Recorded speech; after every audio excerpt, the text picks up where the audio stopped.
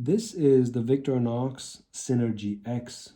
I got this as a present from a friend about a week ago. I immediately put it in my pocket, started using it here and there, and then I sharpened it and kept on using it. And yesterday I decided to check what YouTube has to say about it. Apparently, this is a very, very flawed model from Victorinox. I mean, the speed holes, the pocket clip, which doesn't have good retention, and also the tab for unlocking the blade.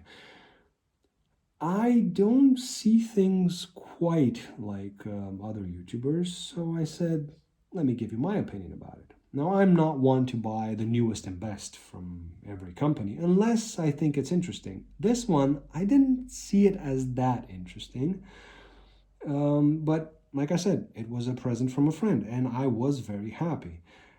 I did, however, see this as something very interesting. This is, I think, the Slim Compact, I think they call it. It's a knifeless multi-tool from Victorinox. It has scissors, the opening layer, and in the opening layer, they switched out the very efficient and some would say beloved can opener with the parcel opener.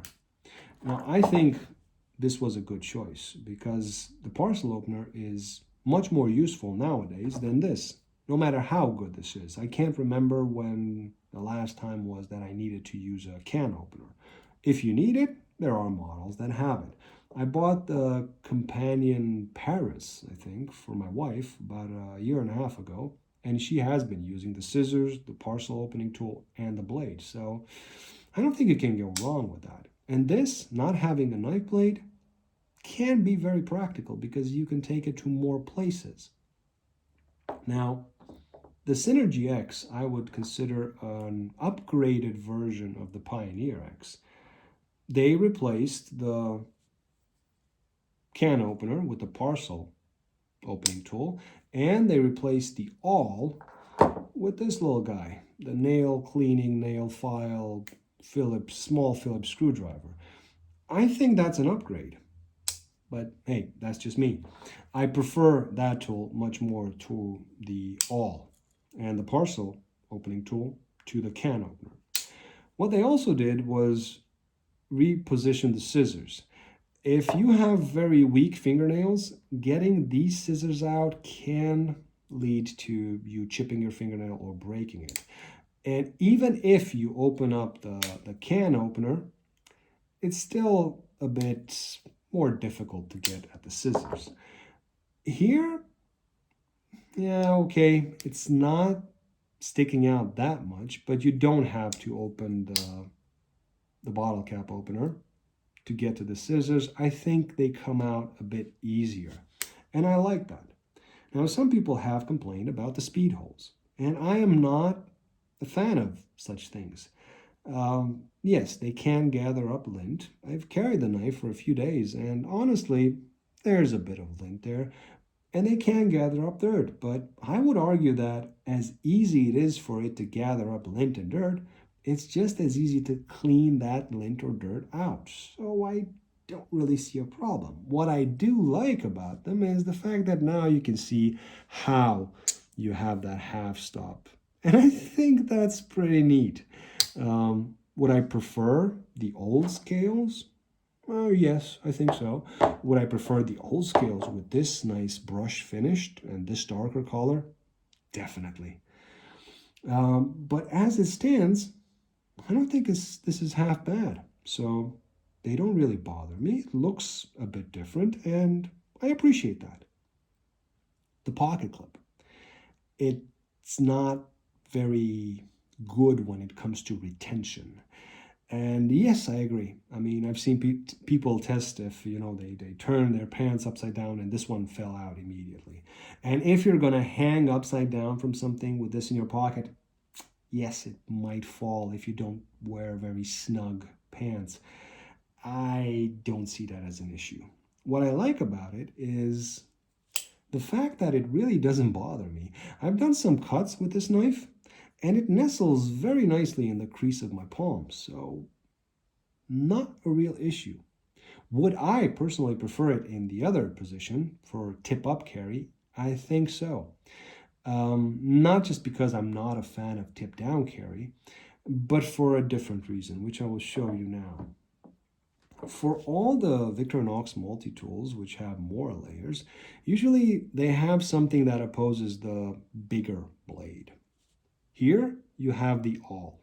So they actually make the blade curved a bit towards this side. I'm not sure if you can see it, but it does curve a bit. It's not, and you can see it, especially with the ALOX models, comes straight and then it moves towards this side. A lot of people said, why didn't they just curve this blade and let this one be straight? I don't know, but I found a possible explanation for that. Because most people are right-handed, when you're cutting something, this tip will drop down. And as you're moving towards the tip, it'll bite in more. It helps you use the tip more together with the distal tapering of the blade. So that's probably one reason, besides the obvious of them wanting to put another tool here and them not rubbing together. But what I've noticed, and this I noticed on the first evening when I got the knife, I was out with my friend who gifted me this knife.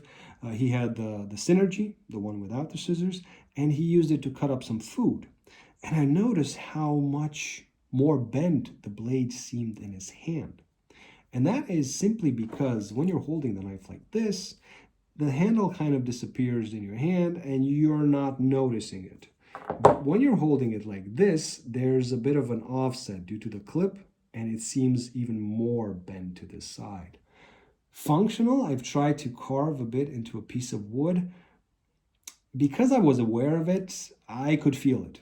But maybe if I wouldn't have been aware of it, I wouldn't have felt it. So I don't really see that as an issue. My friend does not like the liner lock. True to Victorinox, when they use a liner lock, it's going to go the other way. And you can see for this model, this is I think the waiter, it says press right here. And the same for this one, it says press right here. They don't really design knives for the knife community of YouTube or the internet. They design knives for the average person. And as such, I think having a tab here and actually writing press on it is very smart. Because while people might be familiar with slip joint, multi-tools and folders, and backlocks. I mean, backlocks exist for a long time and most people are familiar with them. Not everybody is familiar with liner locks. As opposed to a normal liner lock, where you can, close the blade like this, just depress the liner lock, move your finger out of the way, close it, because it doesn't really have the added resistance of a spring here. The Victorinox liner lock is fairly hard to disengage, and doing this one-handed for a right-handed person, it's not the easiest thing. If you're a lefty, you can, but I am telling you, this doesn't feel very safe because this spring tension is quite a lot to overcome. And as opposed to the 111 millimeter models, this one does not have a half stop. They just didn't put a half stop here. That might have been a good idea. I certainly like it for this one. And here, the spring tension is not that big. I can do this without feeling that my hand is in danger. And in fact, I kind of gave myself a little cut on this finger. Closing the blade, I didn't move this finger out of the way and I just let it close. And I gave myself just a small, tiniest cut. That was a good reminder because I'm going to be more careful. So whenever you are closing this knife, I think it's a very deliberate action. And that makes it a bit safer. So I don't think this is actually a design flaw. I can understand people who don't like having such a strong spring and having such a strong liner lock. It actually takes some force to disengage. I view that as a very good thing, and probably the sturdiest, the safest locking mechanism for any folder is the cold steel triad lock. But I would argue that very close to it is this. A slip joint knife that has a liner lock or any kind of locking mechanism as a backup. If the liner lock fails, you still have the slip joint. If the back spring fails, you can still lock the knife open via the liner lock. So I don't think it's too much. I think it's a very nice feature, if anything. Now, regarding all the other tools, they do great. The only new addition to Victorinox, which has been used for a few years already, is the parcel opener, and it does great. I don't mind the speed holes that much. I would prefer the old handles or, like a brushed version. It really looks nice. And the pocket clip doesn't have the best retention, but it doesn't bother you in the pocket. It doesn't bother you in hand. I think that's pretty nice. I'm not really missing the keychain ring here. It has been one thing that always bothered me with Victorinox, especially if you're carving wood, and I like to use my Victorinox knives for that. It does stick me in the hand a bit off and on. Now, I regard Victorinox knives as multi-tools. In fact, there's only one Victorinox folding knife. This is it, which is not a multi-tool. Any other, even the Bantam, even the Wader or the Compact, they have more functions than just a blade. And this would be pretty much the only slip joint or only folder from Victorinox. And now they have also a locking version, which I think is pretty neat. I like the Synergy X.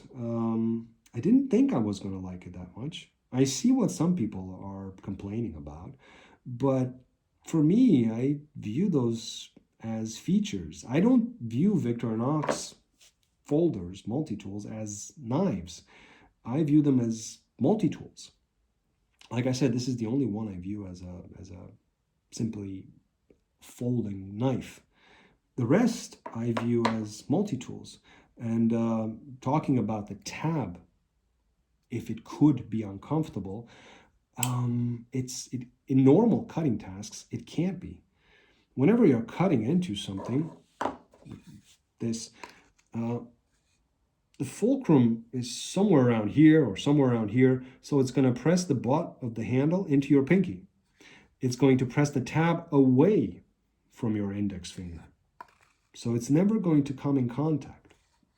Now, where it might actually not be the best choice is if you are the kind of person like me who likes to thin out their grinds. The multi-tools from Victorinox, which I regard more as pocket knives, folders, I tend to thin out the grinds. A lot of people complain about Victorinox's poor edge retention steel, but none of those people, curiously, modify their blades to what they actually need to. I do.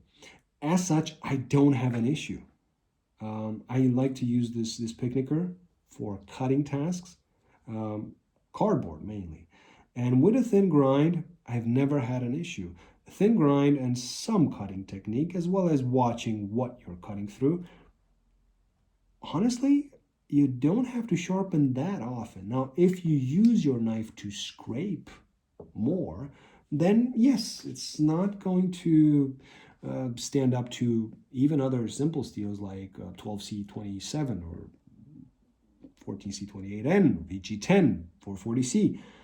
But if you tailor your tool to your needs, then not an issue. This is one of my favorites. I bought it on a whim did not know that I was going to like it so much.